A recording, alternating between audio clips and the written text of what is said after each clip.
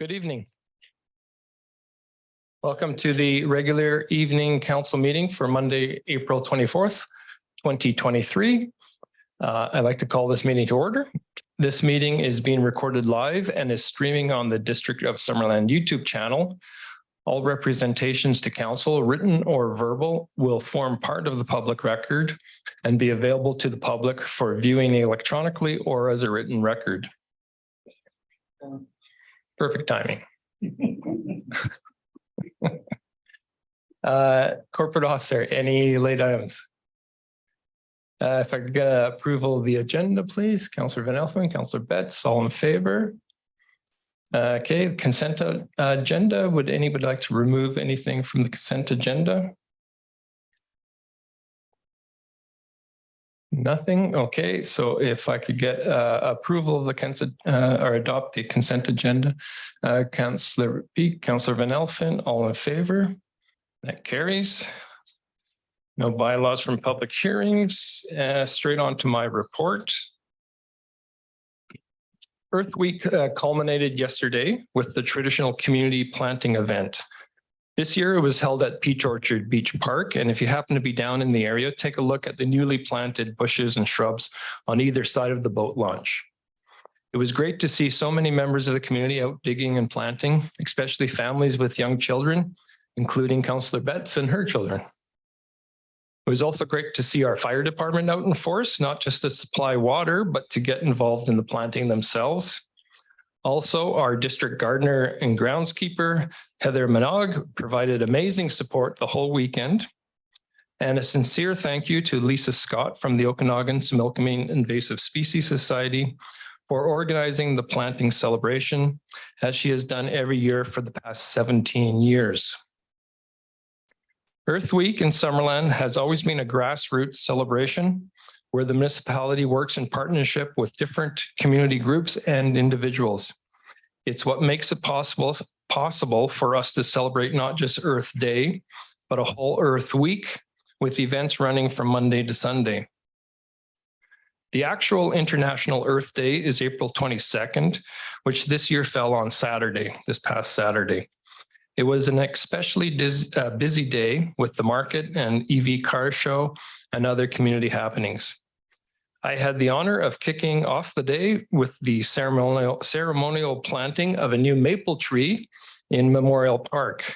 I was joined by Odessa Cohen, our sustainability coordinator, and Phoebe Landers from the Earth Day Canada organization. And of course, Heather was on hand to make sure we planted the tree properly.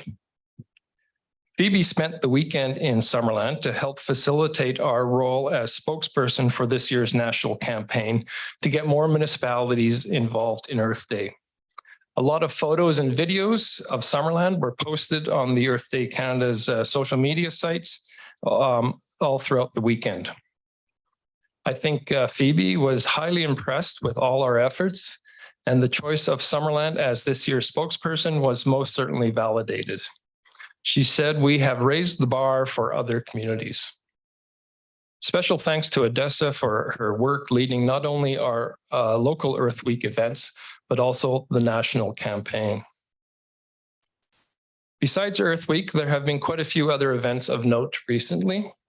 On Thursday last week, Councillor Barkwell joined me at a reception in Penticton to celebrate the 30th anniversary of the South Okanagan-Similkameen Community Foundation, which has been working all these years to help the region build stronger and more resilient communities.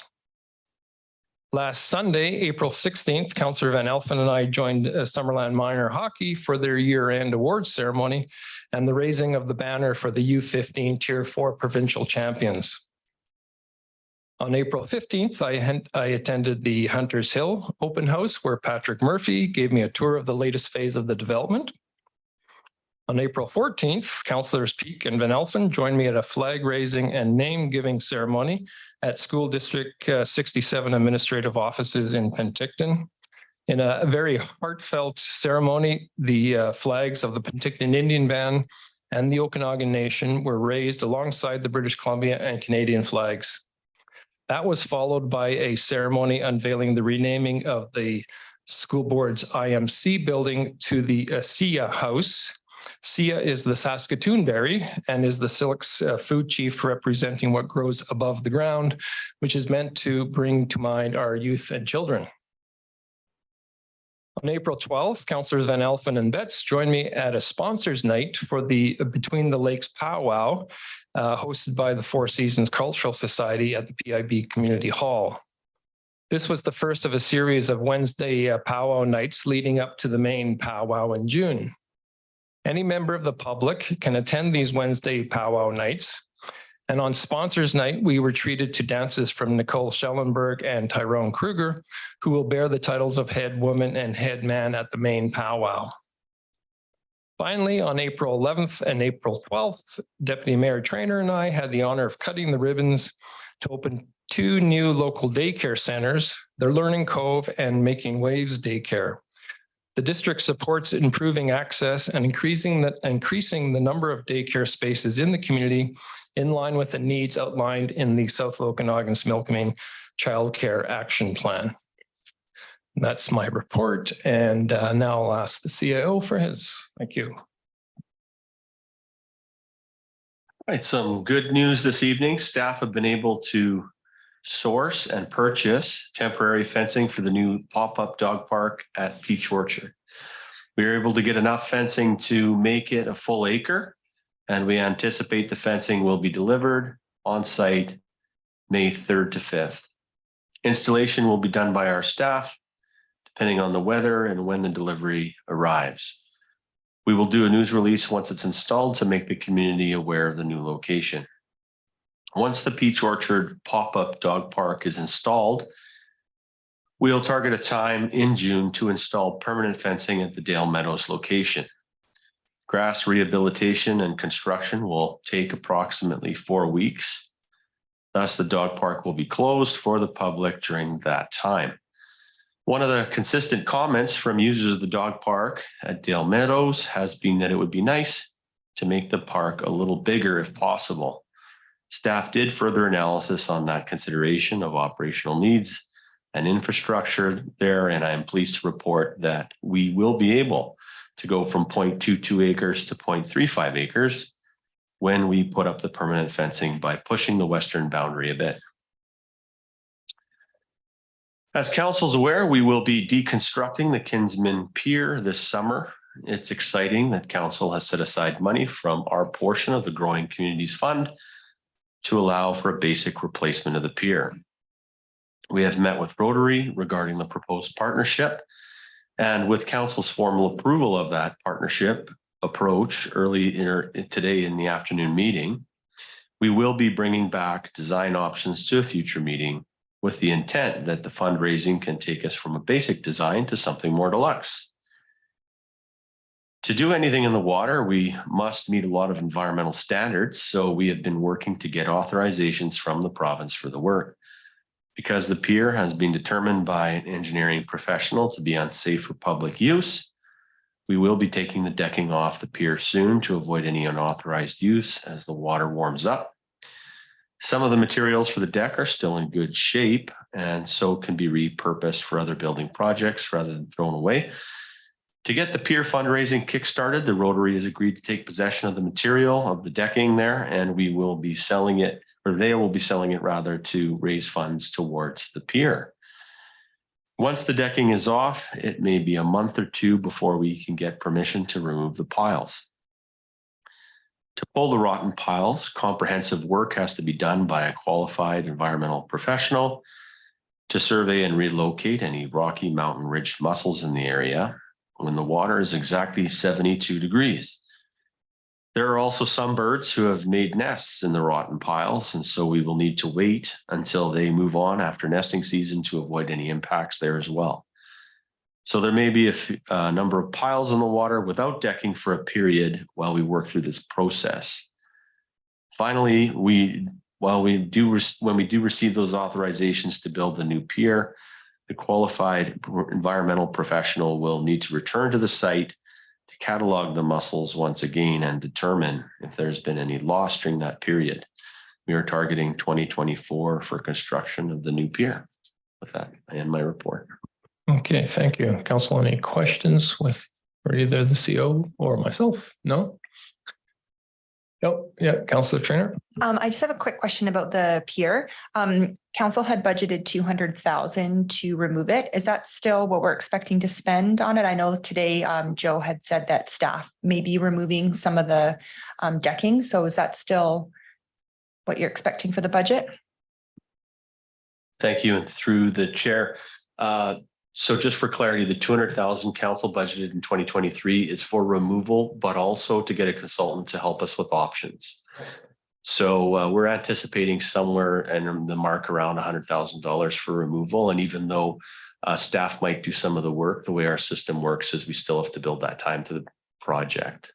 So we do believe it'll be somewhere in the neighborhood of $100,000 to pull all that out, get the qualified environmental professional as assistants, et cetera.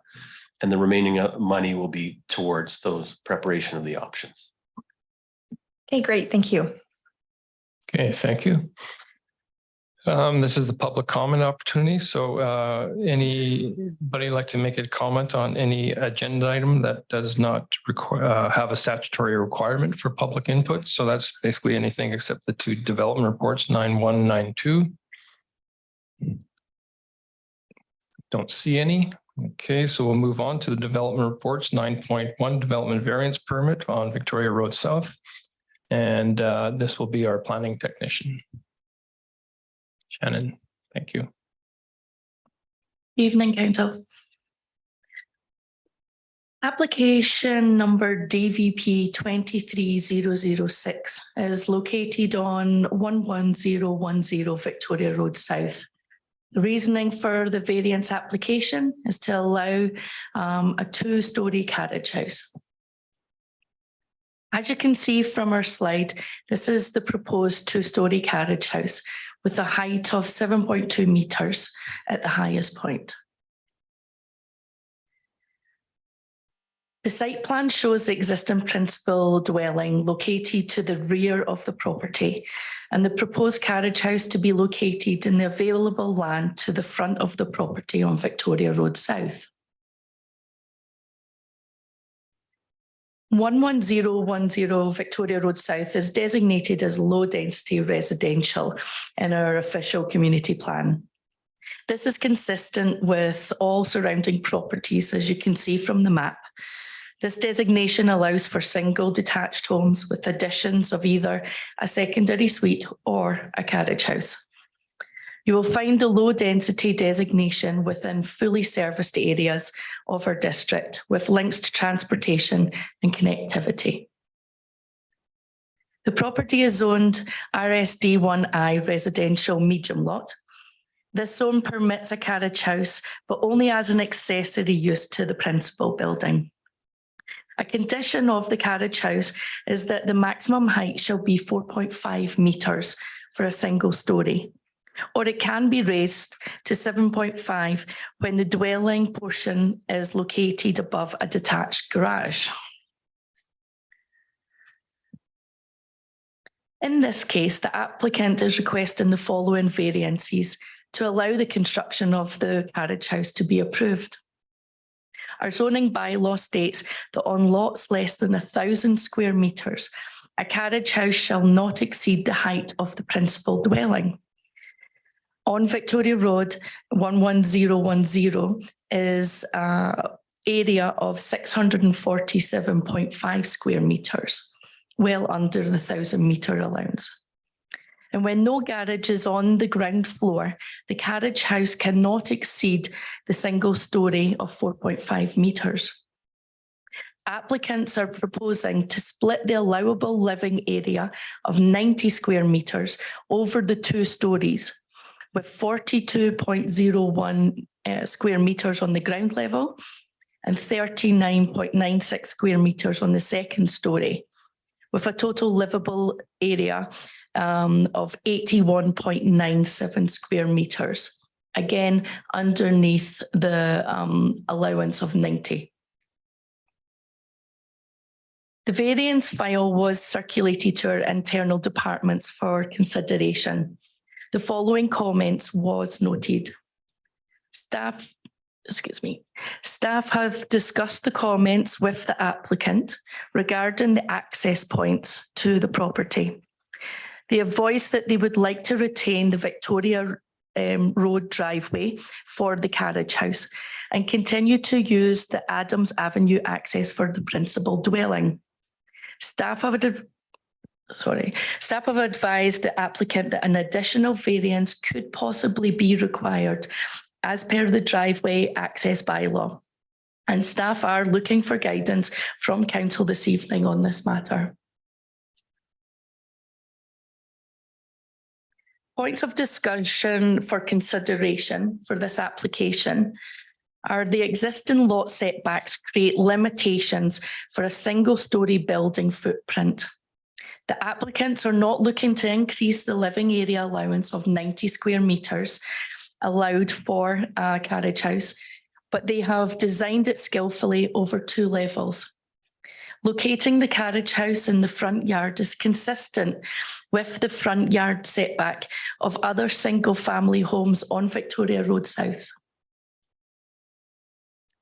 On this aerial view, the orange line indicates the positioning of many of the principal homes on Victoria Road South, and the star indicates the deep uncharacteristic positioning of the proposed home. The following image shows the streetscape of neighbouring homes, showing the front yard setback of 6 metres and the location of the possible carriage house. And again here, to help visualise the deep setback of the principal home, the large empty front yard area proposed for the carriage house and showing the deep setback of where the principal house is.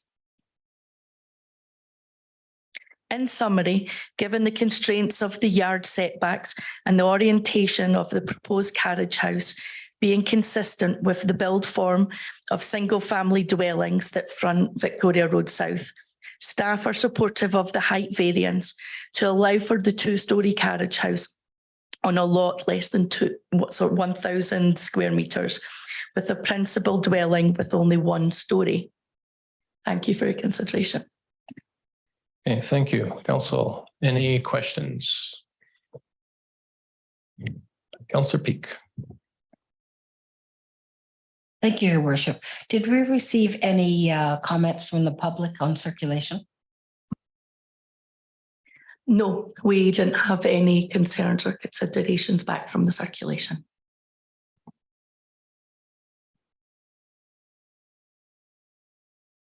That's good.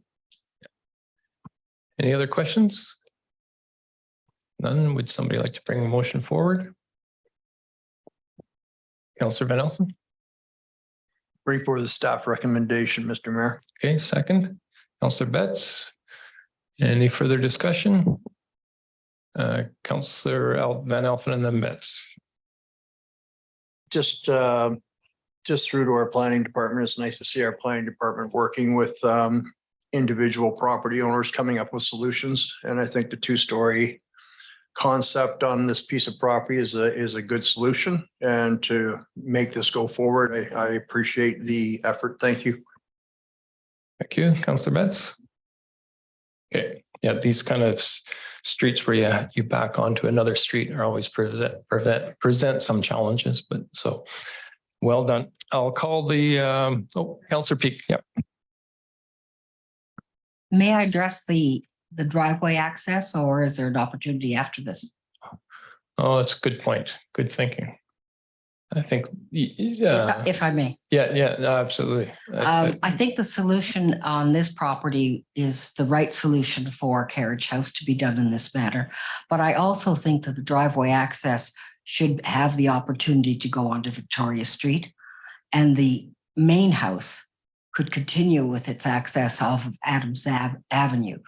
I understand the reason that staff make this recommendation, but I think it also allows for council to look at those instances where it still makes sense to do it the other way. Thank you. Does anybody else? We'll go to Brad. Yeah. If I may just plug in here with regards to question we have for council with this one as well is whether council wants to see this in the form of a variance being brought forward with the driveway access bylaw, or consideration of perhaps review of our bylaw, of the driveway access bylaw for these type of situations. Thank you. Councillor Peak. I'd like to have a review of the bylaw. We've looked at 3 of these, and I think all 3 of them that we had the discussion on decided to stay with the opportunity, which is not what staff would have recommended. So I think when a policy isn't following through for the things we would hope it to do, that maybe we would have time to review it and have a principle on it. Yeah, it's kind of a tough one. I think ideally you'd rather all the access off Adams. I understand why we want to avoid access off Victoria, but it's hard for us to determine what's practical and what's not, I guess. Anybody else have any feedback on that? Councillor Betts? Thank you, Mr. Mayor. I support what Councillor Peak is saying about allowing the driveway access to continue from Victoria Road South for the carriage house, seeing as it's a very small unit and the majority of the parking would remain off Adams Avenue. So I would stay in support of that. Okay, Councillor Van Elfen? Like to support the access up Victoria and to review the bylaw. Thank you. Councillor Pat? Thank you, Worship. I think as far as this property goes, we already have an access onto Victoria at 11014. So I don't think the impact there is going to be that great. On the other hand, I don't know if we need to actually review the bylaw. I think that the bylaw does work. I think we've just had these unique instances where we've seen in the recent past a change of that doesn't coincide, but I think that's the beauty of the DVP to come forward and look for solutions in regards. So I think this is I don't have any problem with the Front Street access. Okay, I tend to agree. There's a second time I've agreed with Councillor Patton today. That's amazing. So I don't know if that provides you the direction. It sounds like we're kind of split on this one, but Councillor Barkmall. I'll chip in and say I agree with you and Councillor Patton on this. I think we can deal with them as one-offs under the current bylaw. I'll go to the CEO. Just jumping in there, Mr. Mayor. So, I mean, one option is we can continue to monitor this and see if this continues to build up. There has been a few, maybe they're anomalies, maybe they're not. So rather than taking it to a vote and it maybe being a split vote, I guess that could be an option for council, as we could report back in the next 6 months and see how many more we've had and if it really does justify reviewing that bylaw, which is a pretty recently minted bylaw. We just kind of put in some of those provisions. So Does that work for everybody? Yeah. Okay, Councillor Peak.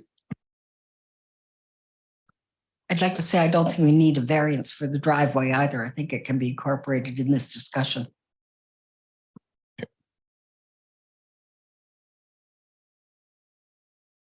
yeah.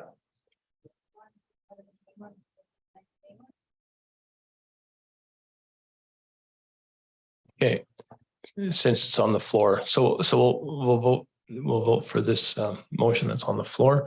All those in favor? None opposed, that's carries. And then, so we'll need a motion for, could somebody maybe provide some wording for that?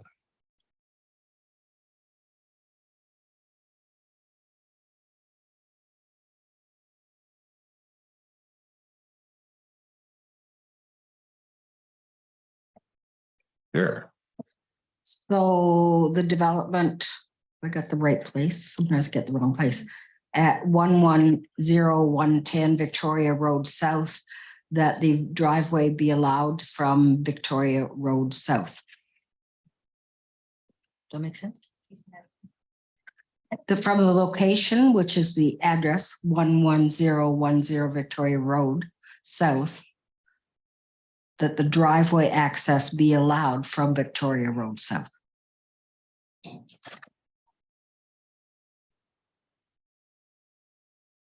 I don't know if you want the variance permit or.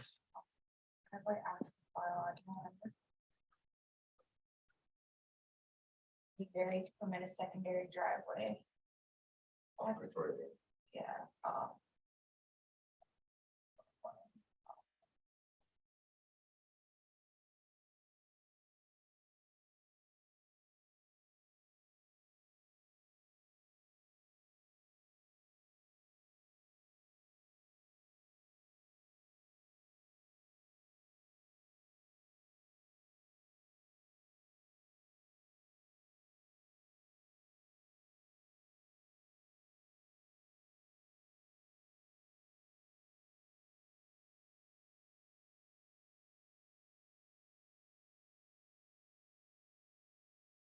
You can provide any amendments, says Brad. The driveway access bylaw number 92-047 be varied to permit a secondary driveway access for 11010 Victoria Road South off Victoria Road South.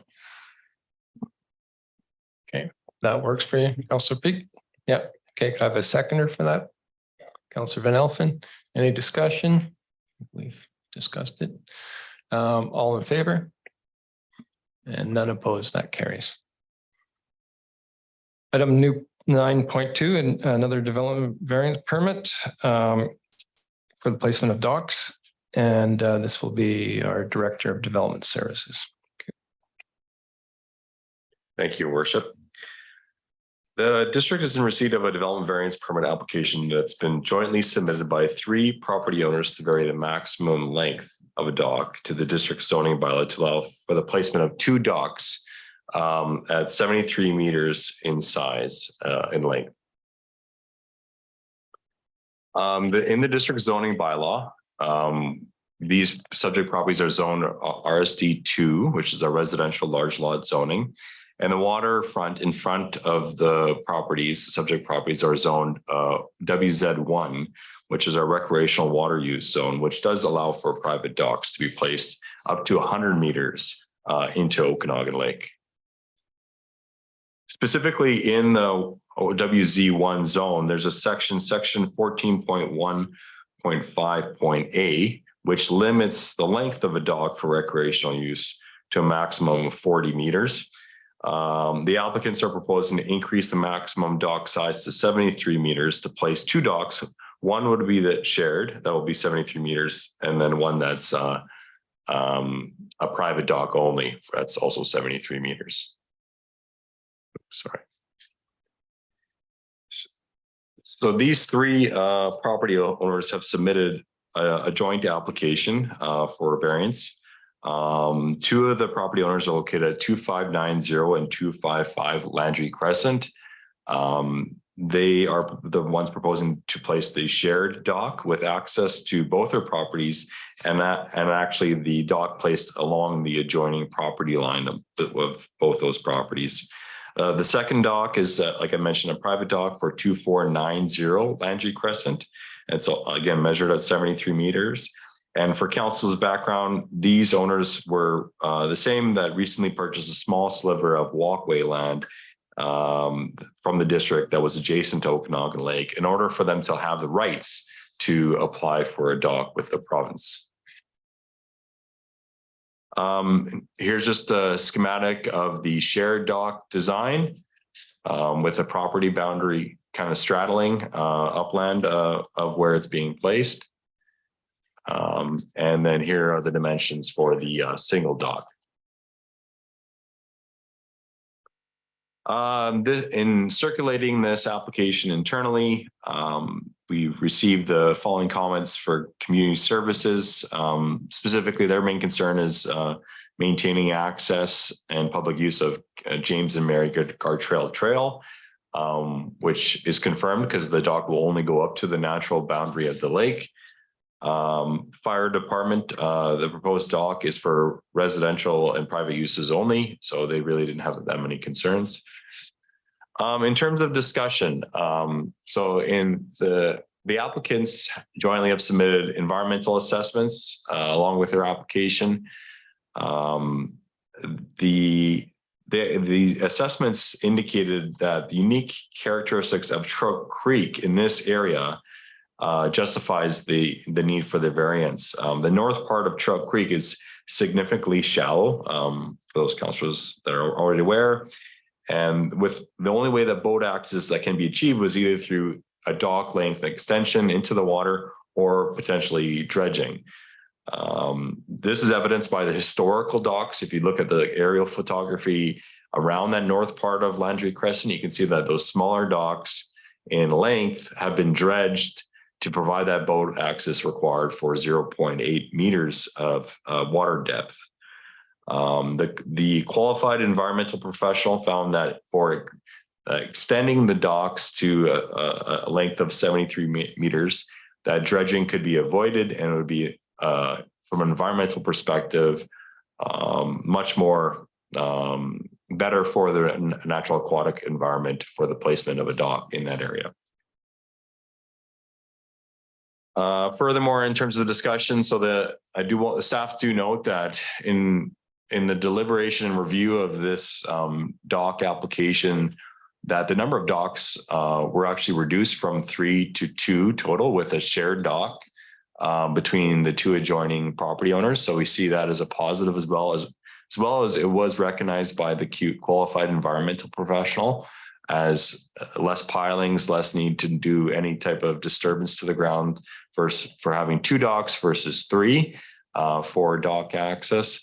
And then specifically with the 40-meter setback requirement, again, the intent was to create a uniform and consistent kind of plane for boat access to access docks along the lakeshore, and that's why there is that 40-meter requirement.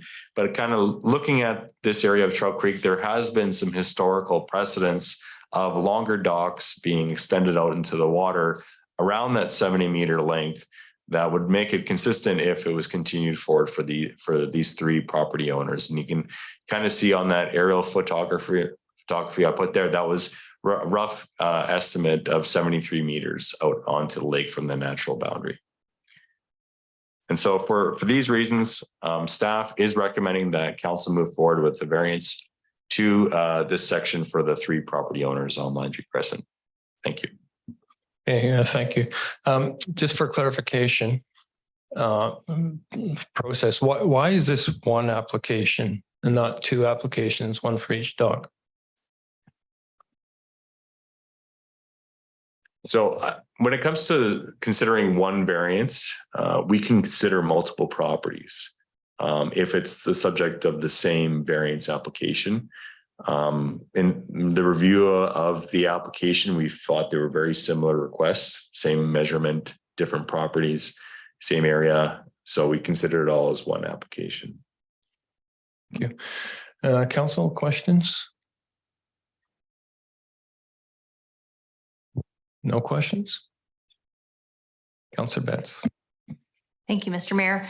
I think for me, it's challenging because I can see that the middle dock neighbor might be a little frustrated when they adhered to the original ruling. But I can see that from the environmental perspective, that you can clearly see through the overhead imaging where either the boat has created this dredging of the lake bottom or they actually had it dredged. And there's some other kind of wear and tear on the surrounding around the other dock areas. So for that reason, out of environmental protection and how it would align with a few of the other ones, I can see why this would be acceptable. Thank you. Councillor Peak. Thank you, Your Worship.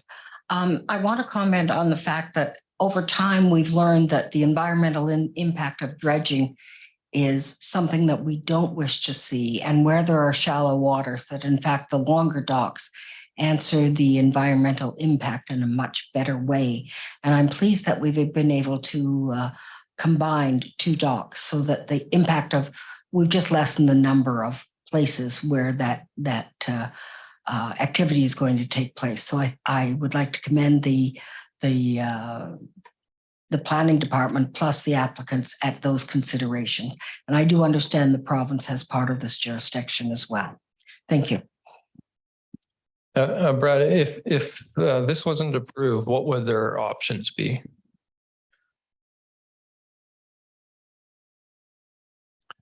Yeah, that's a very good question. I think that they've already gotten a number of approvals in place, conditional on council's consideration. There's been a federal approval for this proposed design. Same with provincial levels. So it would be up to the property owners to consider a different option that could then they reapply. I think any option though that would be satisfactory to the higher levels of government, both federal and provincial, would be a longer dock extended into the water versus dredging. That was the only options. Okay, what would it, in terms of, for us, I mean, the federal and the provincial have their own processes, but if we didn't approve it, would they be able to build a 40-meter dock without it coming to us for any variance? To answer that question, technically, yes, they don't need to come to us if they were proposing to construct a 40-meter dock. I think the issue would be trying to move forward with a 40-meter dock and whether they'd be able to do that or not with the provincial level.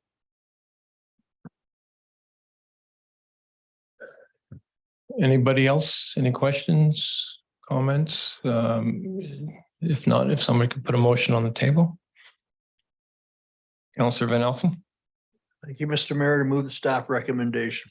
Okay, could we get that up on the screen, please?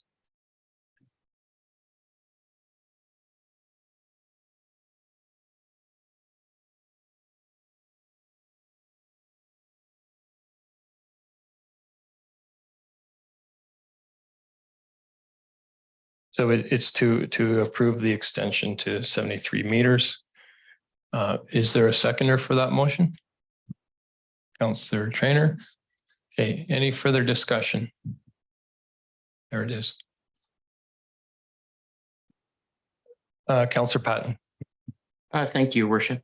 I think when we take a look at the shoreline, we already have a number of docks, and I think we could be looking at this differently if we already didn't have a couple docks that were at 73 meters already.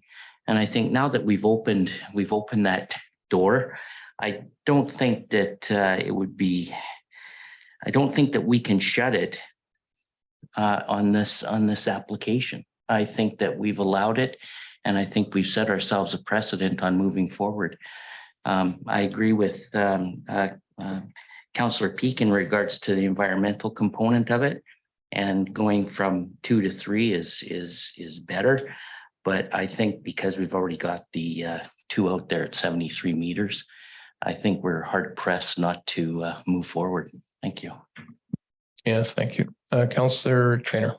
Yeah, I agree with what Councillor Patton just said. And for me, just ensuring public access is still available along the trail, which it clearly is. And also that the district continue to take care of the little park down there, right where there's kind of a boggy, swampy area. As long as we really continue our environmental efforts there, I'm satisfied with this. Thank you. Yeah, we're a bit between a rock and a hard place. And if we were starting all this from scratch, we'd probably do it differently, but we're not starting from scratch. So if there's no other comments, I'll call the question. All in favor? None opposed, that carries. No items removed from the consent agenda. No, I'm getting ahead of myself. No business writings and notice of motion. So this is Councillor's Betts. We just need to go back to the bylaws for adoption. Holy geez. there's Okay. Yeah, I'm sorry. I'm all over the map here. Bylaws for adoption 10.1 and 10.2. There's the Bentley Road ones that we discussed last council meeting. If someone could bring the first one up for adoption, 17814 Bentley Road. Councillor Trainer, second. Councillor Van Elfen, all in favor. That carries. And then 17618 Bentley Road for adoption. Councillor Peak, Councillor Patton, all in favor. That carries. No business arising. Notice of motion, Councillor Betts. It's all yours.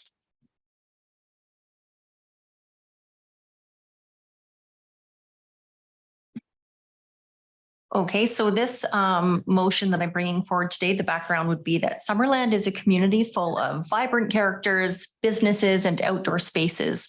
And encouraging downtown businesses who are participating in the sidewalk patio program to brighten up the concrete safety barriers will add another layer of art and culture to our downtown during the warmest months of the year. It could provide attractive photo opportunities to support these businesses, the farmers market, and tourism in Summerland. In addition, painting the barriers provides an opportunity to partner professional or budding artists with local businesses with their work displayed in a popular destination.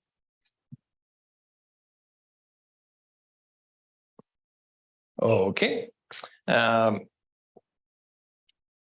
anybody have any questions for Councillor Betts? Councillor Pat. Thank you, Your Worship. I guess my question isn't to Councillor Betts, but would be to our Director of Infrastructure. Yeah, go for it. That's fine. Yeah.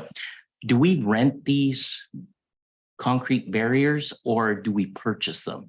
The only reason I ask is the cost of these going to be put forward to the owners of the restaurants?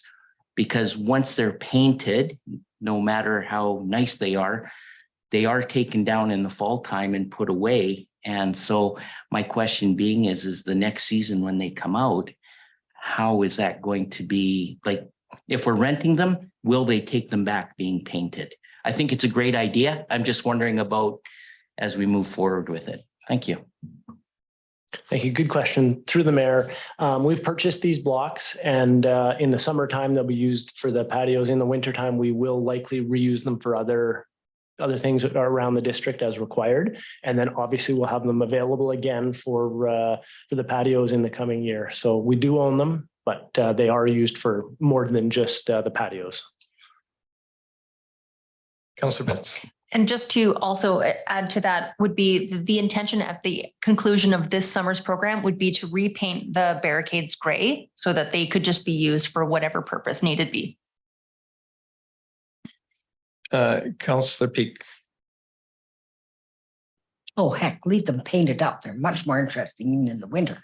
Anyway, I want to say that with our cultural plan, this is the kind of community effort that's recognized as an opportunity. And I think that this opportunity being brought forward by Councillor Betts is a good one.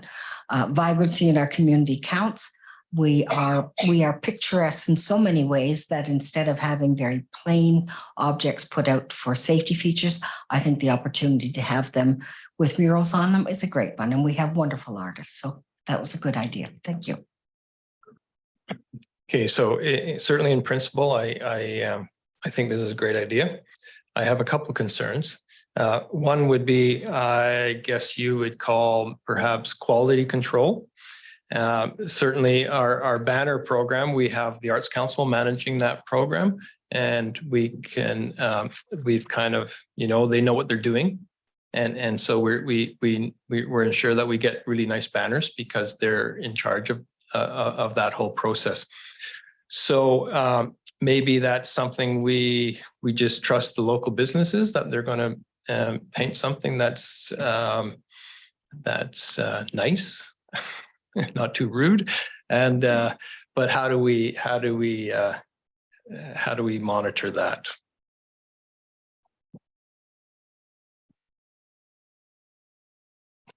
I don't know.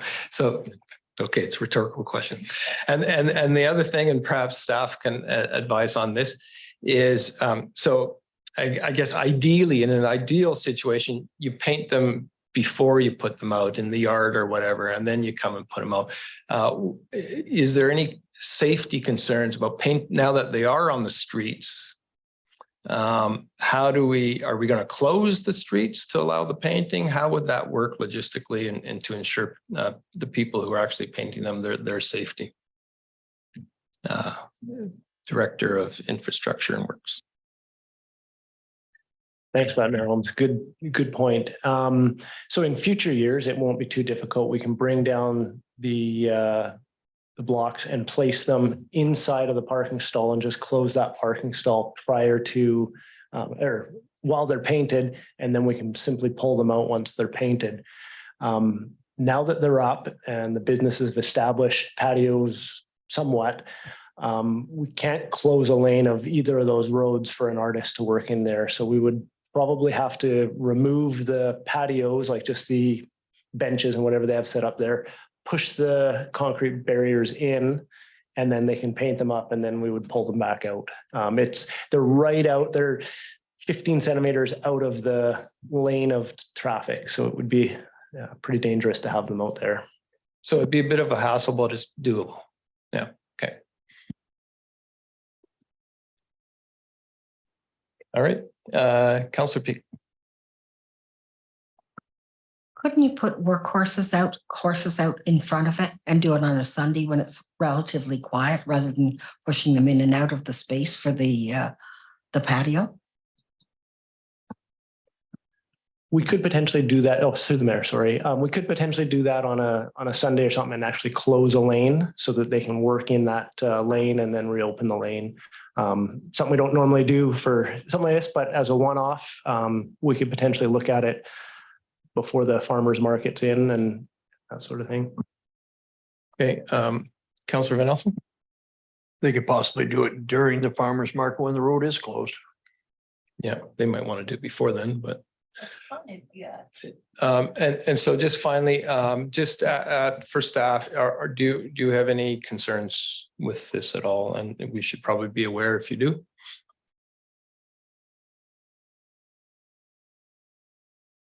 Don't all jump at once. I'll just jump. Thank you, Mr. Mayor, for the opportunity to speak. I think it's an interesting idea.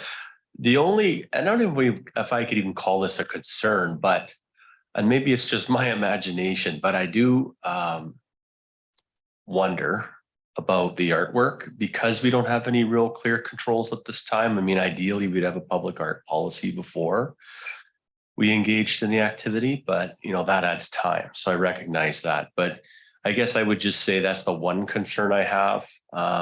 What we end up with in terms of art, I guess if it was something that really was not something that was acceptable, we could always repaint it and start over.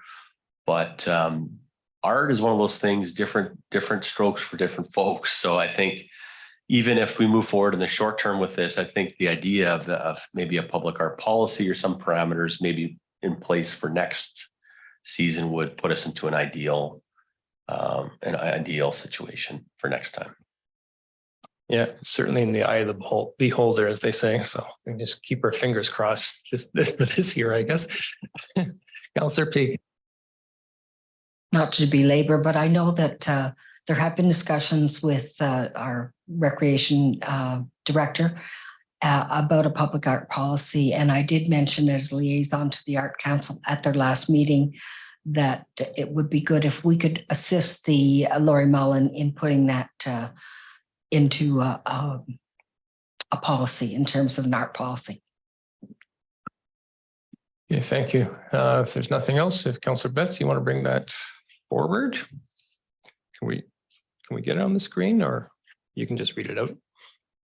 Okay, I move that staff be directed to amend policy 400.13 downtown patio license procedure to allow participating downtown businesses to work with local art groups to paint the concrete barriers of a sidewalk patio. There you go. There it is. Seconder, please. Councillor Peak. Any further discussion? I'll call the question. All in favor? And none opposed. That carries. No items removed from the consent. Councillor reports. Does anybody have a report? Councillor Patton. Thank you, Worship. Just to let you know that this Saturday at the KVR train station at 1 o'clock, I sent you all an email. It's their annual AGM and you are all invited. Thank you. Yes, the KVR AGM and the museum AGM happens to be at the exact same time. So maybe, so anybody, maybe when you go to those AGMs, you can encourage them to speak to each other. Our two main heritage societies, they certainly think alike a little bit. Okay, Councillor Pink. Yeah, that community calendar would be a really good thing. Let's get it hosted. I would like to encourage all of council to be members on the community organizations such as the museum or the Art Council or the KVR. I think it's a great opportunity to show leadership in our community, and they're great organizations. Councillor Trainer. On Saturday morning, we are organizing, we being some people in Trout Creek, I think it's our 18th community cleanup. So we're going to be picking up garbage all along the highway and all throughout Trout Creek. And we usually get about 20 to 30 people coming out. So it'll be pretty good. And I just wanted to thank the district. They always pick up the garbage for us afterwards. And then I also would encourage any other neighborhoods in Trout Creek to organize these cleanups. They're pretty easy to do, and I can always help out because this is the 18th one that we've done. So if anyone ever wants to organize one, I'm here to help. And if you want to come and pick up some garbage on Saturday morning before you go to your AGM, you can come down and help. We meet at the Trout Creek pullout at 10 o'clock. Okay, thank you. Councillor Barkwell. Thanks for reminding me, Councillor Trainer, that the Summerland Kinsmen and ATV clubs, very community-minded groups, did a major cleanup on Highway 40 between Summerland and Princeton or Osprey Lake. And it's amazing when you have a dozen people or more, how quickly you can clean up a major mess. And I guess the only concern is that it's going to reappear. But two bad spots were dealt with, and it went to the local landfill, and then the RDOS paid the tipping fees. Is my understanding. So good to them. Shout out to the ATV club and the Kinsmen. Good, thanks. Councillor Van Elfen. Thank you, Mr. Mayor. I think you pretty much caught a lot of it, the things that I attended with you, and it was an honor to be at some of those events for sure. Just one thing with the RDOS, I just want to give a shout out to the board of directors at the RDOS that they voted on contributing $5,000 to the Between the Lakes powwow coming up. So kudos to my fellow directors. Thank you. Thank you. And don't see anyone else. So we'll move on to the public comment period. Anybody would like to come up and speak for a couple minutes? Don't see any. Okay, then I'll ask for a motion to adjourn. Councillor Trainer, Councillor Peak, all in favor, and that carries. Thank you.